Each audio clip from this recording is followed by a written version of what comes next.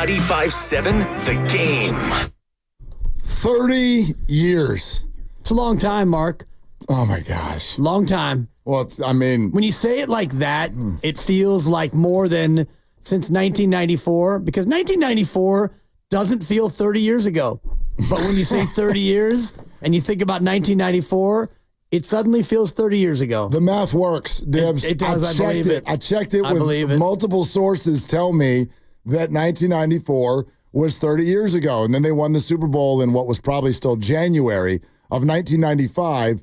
And it'll be 30 years from then that this Super Bowl that we're all talking about right now comes to be. So will the Niners be in it again? We'll find out. But I think that's kind of something we'd love to talk to you all about today. Good afternoon, Willard and Dibs. Thanks for being with us. 888-957-9570. Your calls are welcome as we take you right up to the start of the 2024-25 NFL season. The wait is over. 3 hours and 6 minutes.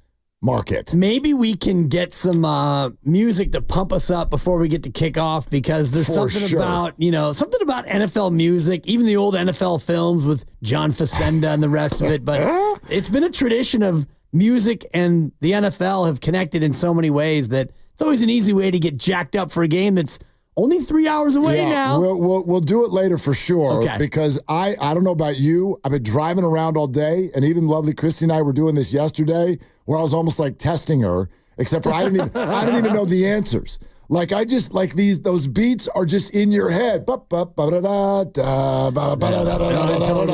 one is that? I don't know. Is that Sunday? Is that Thursday? I have no idea. But these little threads have been in my head for 48 hours now when I'm driving around, and they're driving me nuts because those need to be associated with kickoff. Yes. And so, 3 hours. And that's going to be a weird one, too, when the opening kickoff of the season happens, and it's that kickoff. And I know I'm getting used to it slowly but surely, but just seeing it, it feels a little bit weird. You're talking about the new rule. The new kickoff. Well, go ahead and describe it, because I bet a bunch of people who are listening if you haven't like, watched preseason football. I don't know what does it look like? Well, the kicking team used to line up next to the kicker, and now the kicking team is 20 or 25 yards further downfield. So the kicker's by himself, and he kicks it, and the kick doesn't really start until somebody catches it or the ball hits the ground, and then we engage. Right. We engage, and we hand fight from 5 yards apart. Yep, so you jam everybody inside, basically the 30 and the 20. You put the returner back there by himself. If it goes into the end zone, you get it automatically at the 35. 35, yeah. Right, but if you can drop it in the bucket in between basically the 20 and the goal line, then you catch it and you get a return. However, you don't have the incredible head start that leads directly to CTE. Yeah, in theory. Yeah. I mean, it's not like they're protected out there, but it's yet another reason why the NFL can go, see? Right. We care about people. And also, the NFL was thinking that this would spur more returns. And when there are returns, there's more action, because the only head start is the guy returning the ball, theoretically, because the other players are engaged after a 5-yard buffer apart. So there have been more big kick returns, but I'm afraid as we get into the season, you're going to see more touchbacks. Teams willing to let the other team start at the 35. Yeah, probably, which is wild, because it's really good field position. It may well lead to higher scores in the NFL, and so yay fantasy teams, because everybody loves it. I actually have gotten to the point in the NFL where I feel bad for defensive players. Every year they come up with something new to make their life harder. Absolutely make their life hard, and nobody cares, because all of us are doing the exact same thing. You heard Guru do it 10 minutes ago. He's like, all right, Willard, here we go. We're starting tonight. I'm like, okay, who do you have? He's like, no one. And neither do I. Right. So we don't start tonight, but that's what people are excited about. Yeah. I've been listening for days now.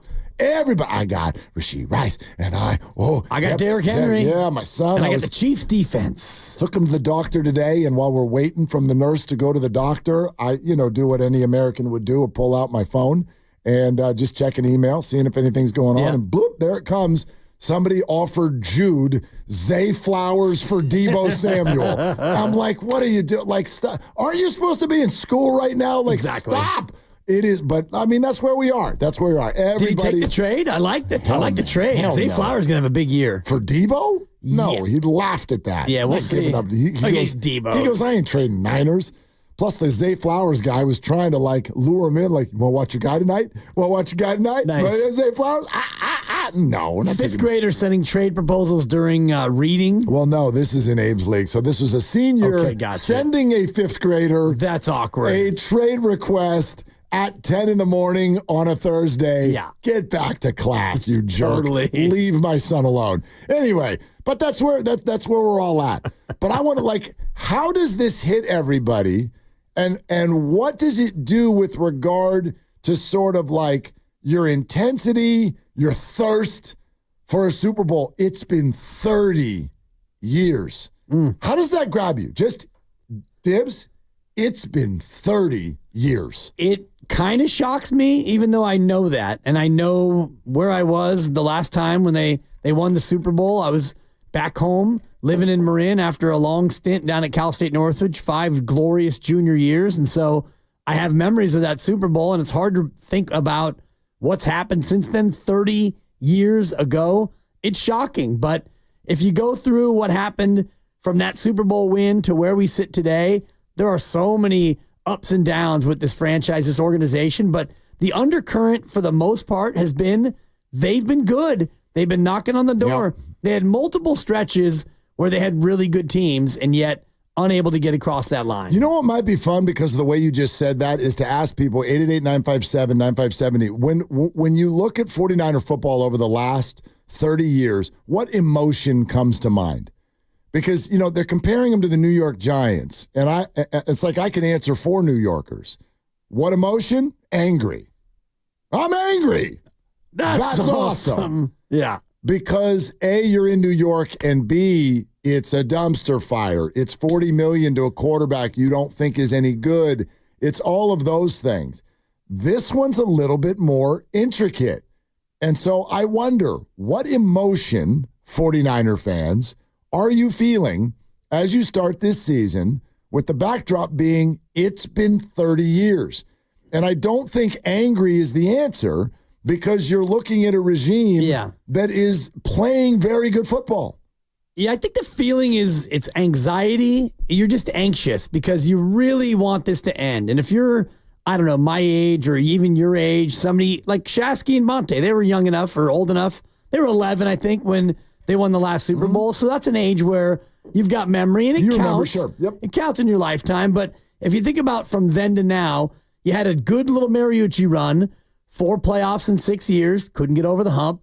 Then you had the vast desert of Nolan and Singletary and Tom Sula 1.0. And that was like a coordinator every year for Alex Smith. And he's got small hands and they're not good enough. And oh my God, they didn't make the playoffs for 8 straight years. Then you got Harbaugh and you got a nice Harbaugh flu. You were close and then he blew it up. Tom Sula 2.0 and then Kelly. And then you got to what we have now. So you've had 3 stints. And none of those stints has netted a Super Bowl. So it's been a little up and down, but for the most part, I just looked, Mark, 13 playoff berths in 30 years. That's pretty good. That's pretty good. Every other year, that's pretty good. And obviously, if you want to do it in a vacuum and in a small sample, how often have they been to the playoffs in the last 6 years?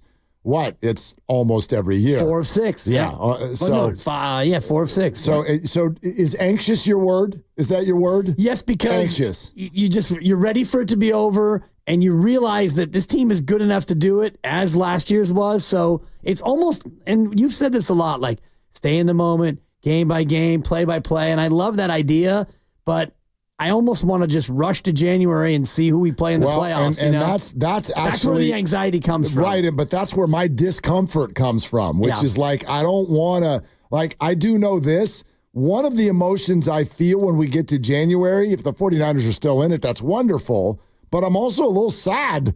Like I don't want here's one thing I promise you. You're going to wake up tomorrow. It's going to be week 5.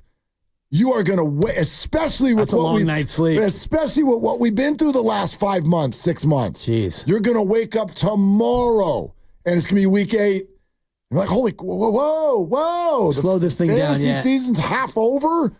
Chill. There are 272 games in an NFL season. So after tonight, there's only going to be 271. And after Friday, we're down to 270. Oh, crap. It's moving too fast, Dibs. After Monday, we'll be down to 256. Oh, so that hurt. You know, seriously, though, you're right, though. But when you get to week 5 and you start having teams get buys, and it might be week 4, but you start to realize that, you know, this thing's humming, and then you buy a pumpkin, and where are we going for Thanksgiving? And you know, pick your December holiday, and you're right. It does go too fast. So I'm going to try and stay in the moment, but my emotions, it's anxiety. Anxious and anxiety. I get that. 650 texted in Xfinity mobile text line and said restless.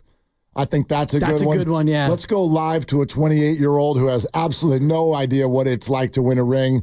Ladies and gentlemen, Mark Grandy, how are you? What are you feeling? I think Dibs has the right word. It's anxious for me. It's a little bit anxiety-inducing, and part of the reason why is because you're talking about how often they've gone to the playoffs lately. It's not just a playoff appearance. It's at least an NFC Championship game appearance every time they make the playoffs. And the good part of that is when they get to the playoffs, they start winning games. Clearly, it's a good thing, but you haven't been able to get the ultimate prize. I thought you were going to say desperate. I